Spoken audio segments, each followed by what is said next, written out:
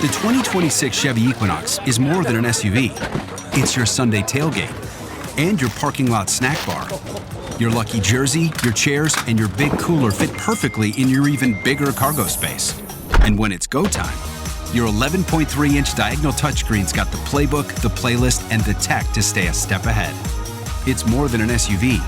It's your Equinox. Chevrolet. Together, let's drive. Get business done with the new American Express Graphite Business Cash Unlimited card. With unlimited 2% cash back on all eligible purchases, unlimited 5% cash back on flights and prepaid hotels booked through American Express Travel Online, and a flexible spending capacity that can grow with your business, you'll have the confidence to keep building. Apply today and earn a welcome offer of $1,500 cash back after you spend $50,000 in qualifying purchases on your new card within the first 6 months of card membership. Terms apply. Learn more at go.amex/graphite. Pepsi Prebiotic Cola in original and cherry vanilla. That Pepsi taste you love with no artificial sweeteners and 3 grams of prebiotic fiber. Pepsi Prebiotic Cola. Unbelievably Pepsi. No one goes to Hank's for spreadsheets. They go for a darn good pizza. Lately, though, the shop's been quiet, so Hank decides to bring back the $1 slice. He asks Copilot in Microsoft Excel to look at his sales and costs and help him see if he can afford it. Copilot shows Hank where the money's going and which little extras make the dollar slice work. Now Hank has a line out the door. Hank makes the pizza, Copilot handles the spreadsheets. Learn more at m365copilot.com/work. Right now at the Home Depot, shop Spring Black Friday savings and get up to 40% off, plus up to $500 off select appliances from top brands like Samsung. Get a fridge with 0 clearance hinges, so the doors open fully even in tighter spaces in your kitchen. And laundry that saves you time, like an all-in-one washer-dryer that can run a full load in just 68 minutes. Shop Spring Black Friday savings, plus get free delivery on appliance purchases of $998 or more at the Home Depot. Offer valid April 9th through April 29th, U.S. only. See store online for details. With the 23rd pick in the NFL draft, the Philadelphia Eagles select blank.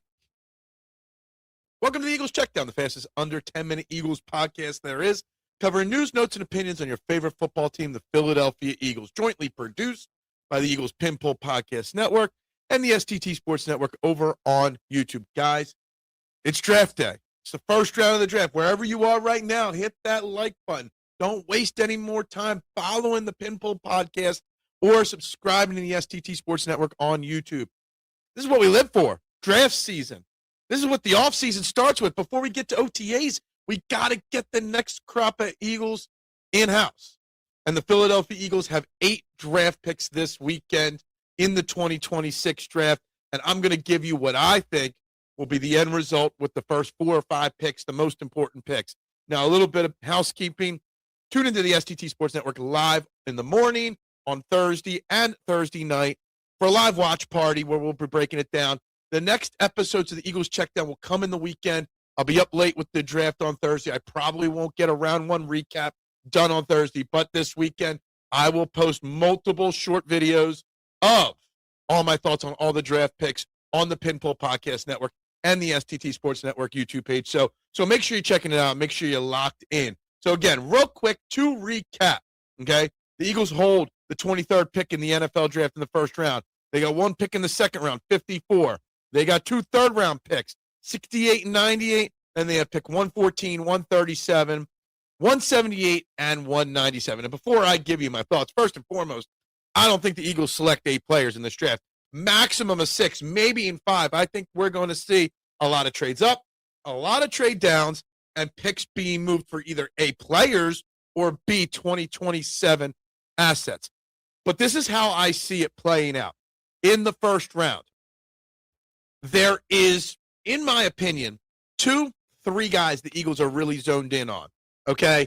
One being Keldrick Falk, the edge from Auburn, who just spoke the other day about how the Eagles did meet with him for a top 30 visit, and he really likes it here, but he's going to be a trade-up candidate, right? Or one of the 2 offensive linemen that I think will be there at 23, Caden Proctor or Blake Miller, the Alabama or Clemson tackles. That is what I think the plan right now. Howie, in his ideal world, he'll get one of the offensive linemen, or Falk falls to him, or he trades up 3-4 spots if he starts to fall down, and maybe he can get him at 18 or 19. And it shouldn't cost you a whole lot to move up to get Falk at 19, say. I do think there's a slight chance that Kenyon Sadiq, the tight end from Oregon, slips, and maybe he becomes an Eagle. Maybe that's the way you replace A.J. Brown's production. I doubt it. I really think it's going to come down to Falk, Proctor, or Miller in the first round. And that's it. That's how the first round plays out for the Eagles. In the second round, depending on the first round, if they go offensive lineman in the first round, then I would be almost guaranteed that the Eagles will draft an edge in the second round, and it'll be either Malachi Lawrence or Danny Dennis-Smith. Lawrence from UCF, Sutton from Penn State, met with the Eagles. The Eagles met with both of those players. Now, if they get Falk in the first round, then you're going to see a tackle taken in the second round. Caleb Tierman from Northwestern would be my top choice. There's a distant chance that maybe they go wide receiver, like a Brazil or a Bell or a Bernard, but most likely it's going to be tackle and edge with those first two picks in the draft in either order. Now, the third round is where it gets a little tricky based off of everything. You need a safety. You need more edge help. You need a tight end of the future. You need a lot of things, and the Eagles have been linked to Jonathan Grenard from the Minnesota Vikings. So if they don't get Falk, if they don't get Lawrence or Sutton, then one of those 2 third-round picks could go to the Vikings for Jonathan Grenard. I would personally prefer them to use one of those third-round picks, though, to move up and get Falk instead. Younger, cheaper option. Would their second, third-round pick plus 23, would that get them up high enough?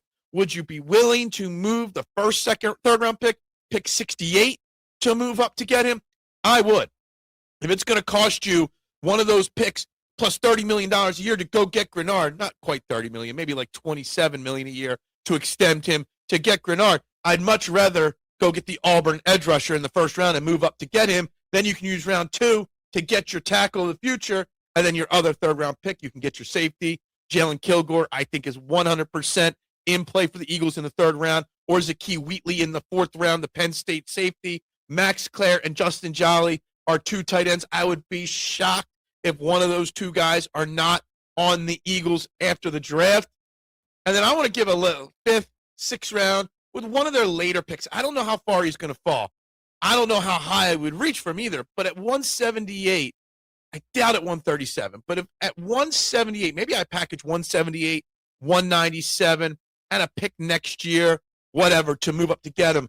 I'm really intrigued about Isaiah World, the Oregon tackle. He would have been a day 2 tackle taken in this draft if it wasn't for the injury late in the season. He won't even be ready till October, maybe even for the whole. He might be an IR stash guy all of next year. But I would love to see them take a chance on him in a low-risk, high-reward type scenario, or maybe he's your guy of the future. If you go get Falk in the first round, you go get, maybe Dunker, a guard in the second round, a tight end, Kilgore, safety, whatever it may be in rounds 2 or 3. I would love to see Isaiah World as a depth piece, a second offensive lineman drafted in this draft. Real quick, before we get to it, so they're my picks. I think it's Falk or Proctor or Miller. I think that, Lawrence and Sutton, Kilgore, Wheatley, Romello Height maybe, Claire Jolly, and Isaiah World. They're the names I want to see on the Eagles next year. But before we wrap this up, on Wednesday, Mr. Chauncey Gardner-Johnson started trash-talking Eagles fans and calling us out. And I just want to know why and what's up with that. And I'm just going to read you, okay, his thing that he started on Wednesday. Philly turned on A.J. Brown, that is, so bad it's sad. Y'all love us when we help y'all win, but damn, why y'all bashing brother now? What did we do to wake up today and have Chauncey Gardner-Johnson calling us out? We did not at all turn on A.J. Brown. A.J. Brown is the one that wants out of Philadelphia. A.J. Brown is the one reading books on the sideline. A.J. Brown is the one tanking plays. The Eagles fans love A.J. Brown. He's one of the greatest wide receivers in Eagles history outside of Harold Carmichael. Maybe even he might even be better than freaking Mike Quick at this point. Okay? And Chauncey Gardner-Johnson, a guy that's about to play on his 8th team in his 7th or 8th year, a guy that got cut 3 times last year, is talking trash. A guy that has trash talked Philly every time he leaves Philly and then begs for forgiveness, has decided, and then here's the kicker. Then he goes on later, he tweets, he goes at it with a bunch of Eagles fans, whatever. And then he decides like an hour or two later, I love y'all, my bad. You know what? I'll give away a jersey on my Twitch stream later today to one of the Eagles fans. So basically he was just surfing for info, surfing for, clicks, surfing for attention before Buffalo cuts him too. Because Buffalo fans are just going to realize what everyone else does. When he's good, he's good. But when he's bad, he is a problem. So this is the Chauncey Gardner-Johnson. Keep our names out of your mouth. Move on from Philly. We've moved on from you. We have a wasteland at safety, and we don't even want you. So anyway, that's what I got. We'll be back next week recapping this entire draft, but stay locked in. Everybody have a great day. Go Birds. Get this job done tonight with that first-round pick.